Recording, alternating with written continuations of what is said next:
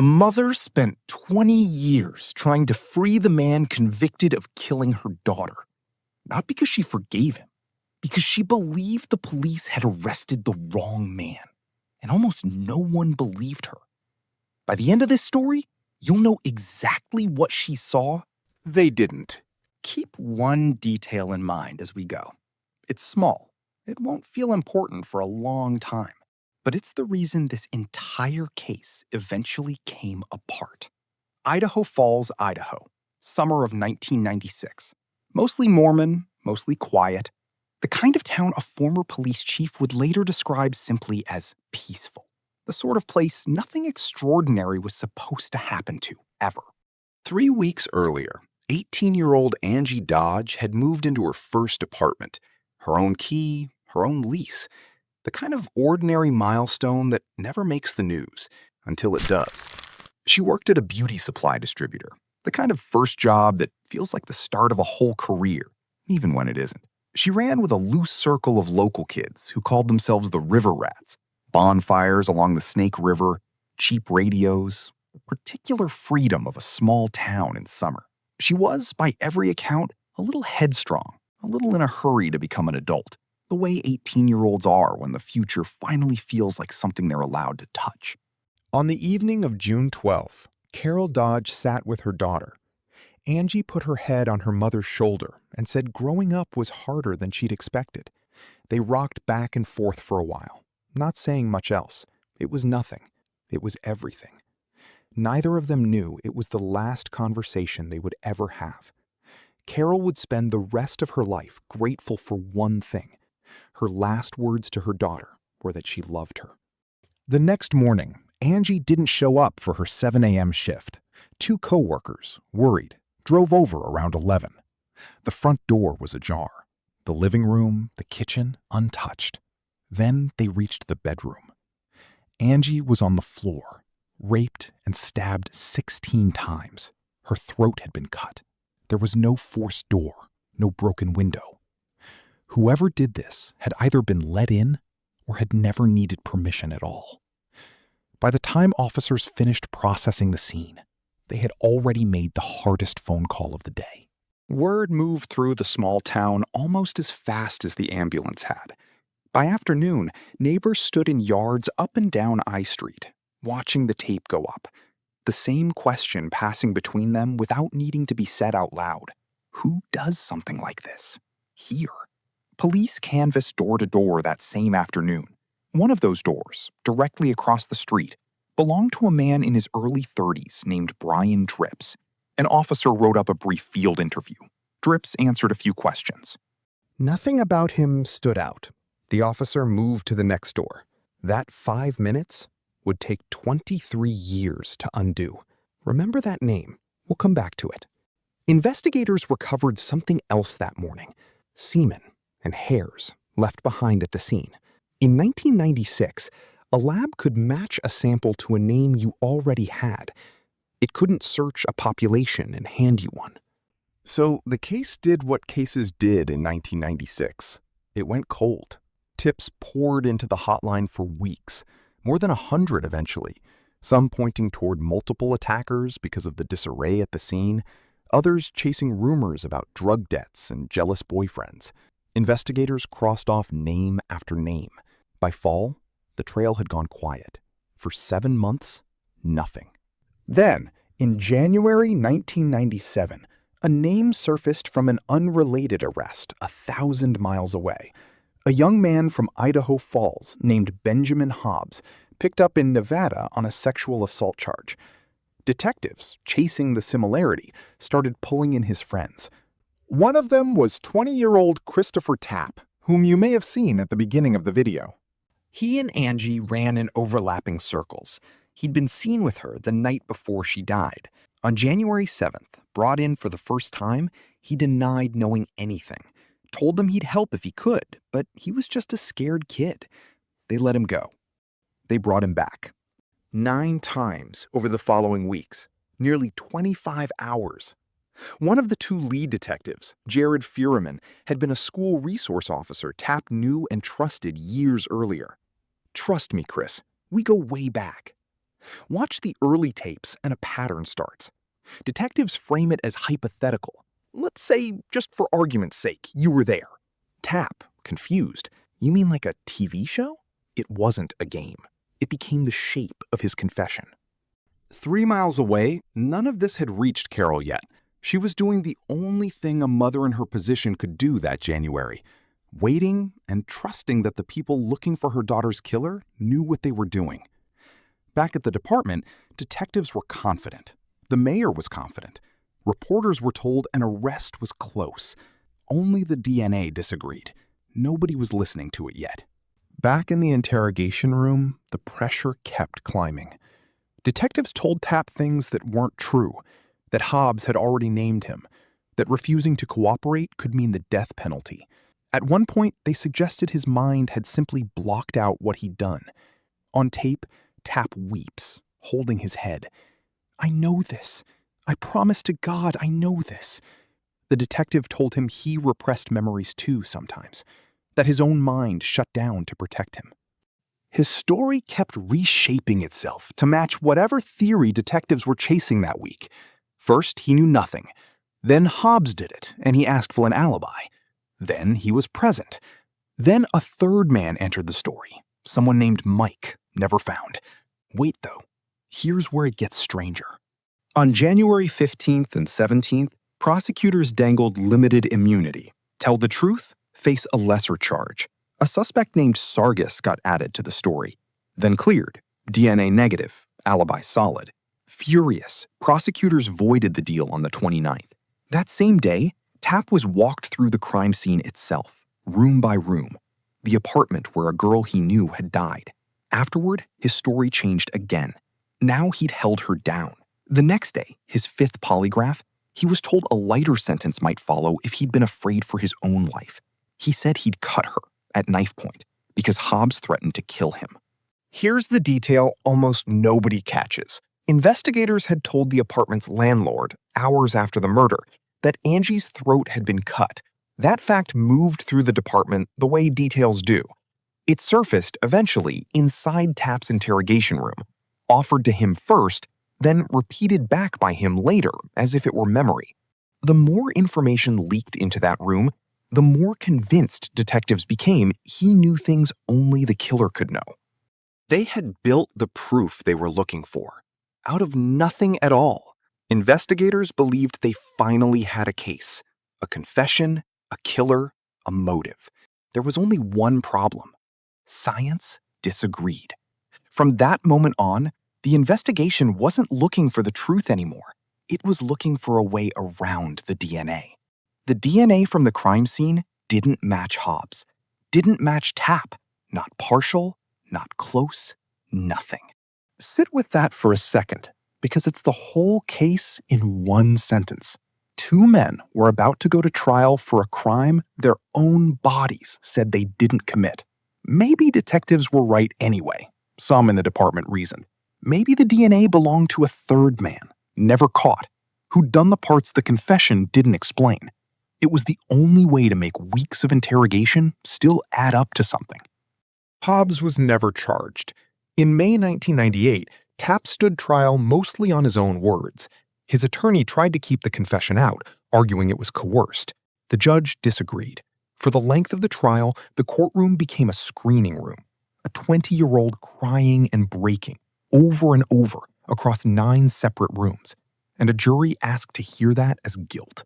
A young woman named Destiny Osborne testified she'd overheard Tapp and Hobbs discussing the murder at a party.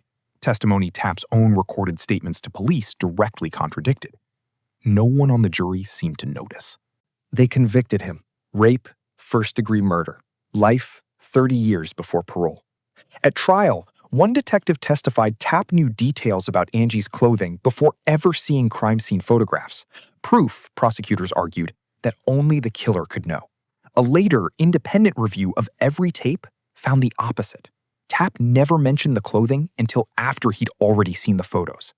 In 2001, the Idaho Supreme Court upheld the conviction anyway. As far as the state of Idaho was concerned, the case of Angie Dodge was closed. In that courtroom, believing every word of it, sat Angie's mother. For years, Carol Dodge was certain She'd wanted the death penalty for Tapp. She said so publicly. The department believed it too. A hard-won confession, justice done. Detectives moved on. The file went into storage. For a decade, that could have been where this story ended. It wasn't. Ask yourself what you would have done in her position, not what sounds noble in hindsight. What you'd actually have done, with a jury's verdict already on your side. Because one fact never left her alone. The DNA didn't match him. It never had. At first, she filed it away the way you file away anything too complicated to look at. Detectives had an explanation. A third man, still out there. For a while, that was enough. It had to be. The alternative was unthinkable. The system she'd trusted had gotten it wrong, and the real killer was still walking around Idaho Falls. But the question wouldn't stay filed. If Tapp did this, whose evidence was in that locker? If it wasn't his, what did that make everything she'd been told to believe? In 2007, 10 years in, the Idaho Innocence Project took Tapp's case. Around the same time, something shifted in Carol. Slowly, almost against her will, she started reading the file herself, taught herself DNA science, learned words like contamination and sole source information, watched the interrogation tapes, hours of them, and said later there were moments she wanted to put her fist through the television. It wasn't research to her. It was grief, replayed on a loop, except the person she was grieving for kept changing. First Angie, then slowly, the young man she'd once wanted executed. She did not announce this. For a long time, she barely admitted it to herself. To people around her, it looked like betrayal. Carol has said it was never really about Tapp. She wanted her daughter's actual killer to pay, and every year spent staring at DNA that excluded him was another year the real one kept his freedom. The problem was, every new test kept saying the same thing, and every year, the system found a new reason to ignore it. 2012. New technology pulls touch DNA off Angie's clothing and the teddy bear beside her. Excludes Tapp again. A judge reviews the results and rules they don't make his innocence any more probable. 2014. A break. An early genealogy technique traces the profile toward a family in New Orleans. A name, at last. Filmmaker Michael Usry Jr., no connection to Idaho Falls anyone can find, except a shared branch of a tree he's never heard of. For over a month, he doesn't know he's a murder suspect 1,800 miles from home. If you've watched enough of these cases, you already know this moment. The false lead that feels like the answer, right up until it isn't. January 2015, an email. His DNA doesn't match. Not him. That same year, a group of retired judges and investigators called Judges for Justice opens its own review. Their chief investigator, a former FBI agent who once ran counterterrorism in Los Angeles, spends months producing 68 pages that read less like a case review and more like an autopsy. Conclusion? Not one piece of credible evidence ties Hobbs or Tapp to the crime. By 2016, Carol has called Steve Drizzen, a nationally recognized false confession expert. He said later it was a call he'd never received before. A murder victim's own mother asking him to help free her daughter's convicted killer. Two former FBI agents call the original investigation deeply flawed. A polygraph expert calls the exams a psychological rubber hose. March 2017. Prosecutors agree to a deal. Rape conviction vacated. Murder sentence reduced to time served. Christopher Tapp walks out after 20 years. If this sounds like the ending, it wasn't even close. He wasn't free. Not really. On paper, still a convicted murderer. The larger conviction stood. Carol had gotten a man out of a cell. She had not gotten the truth. That same year, a Virginia company called Parabon Nanolabs used the crime scene DNA to generate a phenotype snapshot, a computer-predicted face built from genetic markers alone. Police released it publicly. For a moment, it looked like the break the case had been waiting for. Tips came in. None led anywhere. A predicted face wasn't a name, so she called Cece Moore, the genealogist who just helped identify the Golden State Killer from an anonymous profile and a public ancestry site. Moore said no. The 1996 sample was badly degraded, barely 60% usable. On a profile that thin, genetic genealogy would likely just run in circles. Most people would have stopped there. Carol Dodge did the opposite. She kept calling. Then she sent Moore something else, the crime scene photographs of her own daughter. Moore said the images made her physically ill and angry. She reopened the file. Not a fingerprint match, a puzzle built backward, not searching for the killer, who'd never taken a DNA test, but for distant relatives who had, uploaded for reasons that had nothing to do with a murder in Idaho. A grandmother researching her maiden name. A cousin building a tree for a family reunion. None of them had any idea a fragment of their own DNA was about to be examined for something else entirely, by someone hunting for a killer none of them had ever met. A cousin. A closer cousin. Marriage records, obituaries, census data. Slow, unglamorous work. Nothing like a raid, nothing like a chase. Just paper and patience and a bloodline slowly rooting itself in the Idaho Falls area, one certificate at a time. 6 men fit the age, the place. 1996. If you're trying to guess which one, don't bother yet. None of them. Tested? No. Tested? No. Tested? No. 3 more. 3 more no's. 6 dead ends. On paper, this was exactly what Moore had warned Carol about. A profile too thin to lead anywhere. Then a 7th name. Harder to place than the rest. Cross-referenced against a DNA phenotyping report from years earlier, predicting the killer's likely features, adjusted for age. It matched. Then every branch of the tree led back to the same place, the house directly across the street. You remember the name from the beginning of this story. The door across the street. 5 minutes and nothing more. Brian Lee Dripps Sr. The name was already in the file. 23 years old, buried in a stack of 100 others. The same man who answered a detective's questions in a 5-minute interview in 1996 and was never asked a second one. Investigators pulled old leases, old divorce filings. A man by that name had, in fact, lived at 459 I Street in June of 1996, a house number that, on a map, sat directly across from Angie's own front door. Details he'd volunteered in that brief 1996 interview, details no one had thought twice about at the time, now lined up, one by one, with a story no one had heard yet. It became pretty clear, the chief said later, that this might be the person they'd been looking for all along. By 2019, Dripps had relocated to Caldwell, working as a laborer. Detectives traveled there and began watching. An unmarked car, a rotating shift, coffee gone cold in the console, waiting for one moment he wouldn't think twice about. There was no warrant that could compel him to hand over his own DNA. There didn't need to be. All they needed was something he'd willingly throw away. Something people discard every single day without thinking. They watched him drive to work, watched him come home. An ordinary man's ordinary day unfolding in real time, while everyone in that car knew the answer to a 23-year-old question was somewhere inside it. Whatever you're picturing right now, a break-in, a wire, a confrontation, it's smaller than that. It's almost nothing. That's what makes it work.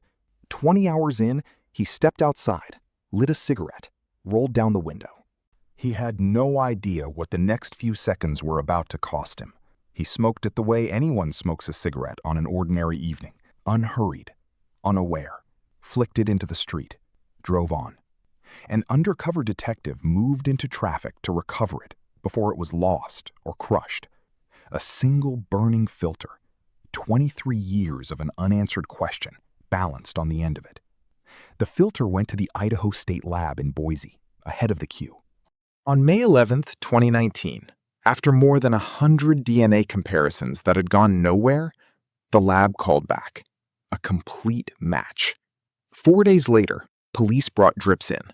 5 hours of questioning, he confessed. He said he'd entered Angie's apartment alone, with a knife, intending to rape her. He said he'd held the blade to her throat during the assault and cut her when she resisted and threatened to report him. He said he acted entirely alone, that he'd never met Christopher Tapp, never knew him, had nothing to do with a confession that sent an innocent man to prison for 20 years. He said he'd been drinking that night. He said he never intended for it to end the way it did.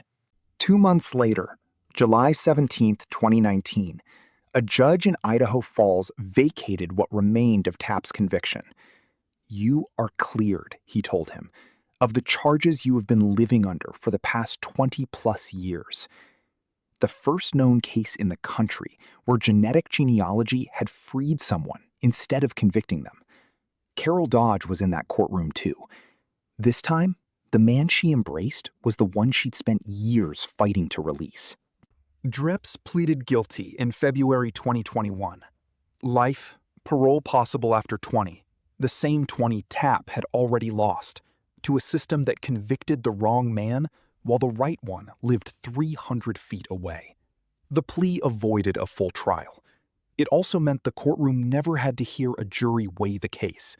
Drips simply stood and admitted, under oath, to all of it. Angie's brother told the judge the murder had thrown their family into a chaos that never fully ended, a wound that reopened every time the case resurfaced in the news for the next 23 years. Drips apologized quietly, said he wished he could take it back. It changed nothing about what the previous 2 decades had already cost. For Tapp, freedom came with its own weight. He'd entered prison at 20, still mostly a boy, and walked out at 40 into a world that had moved on without him. Adjusting was its own quiet ordeal.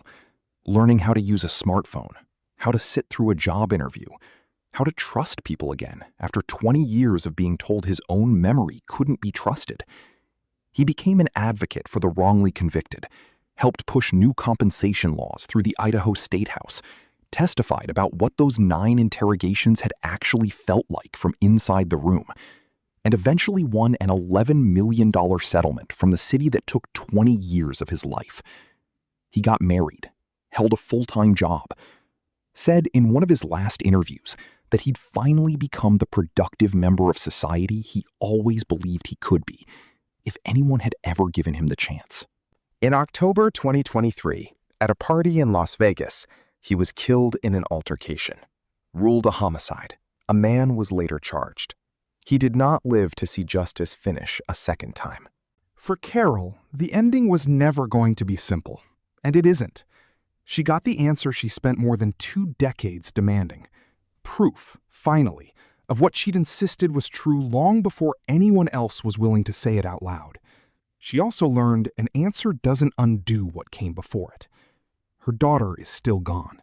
So now is the man wrongly imprisoned for killing her, lost to a tragedy that had nothing to do with Angie at all, and everything to do with how far the damage of one false confession can travel, and how long it can keep traveling, long after the people responsible have moved on with their careers.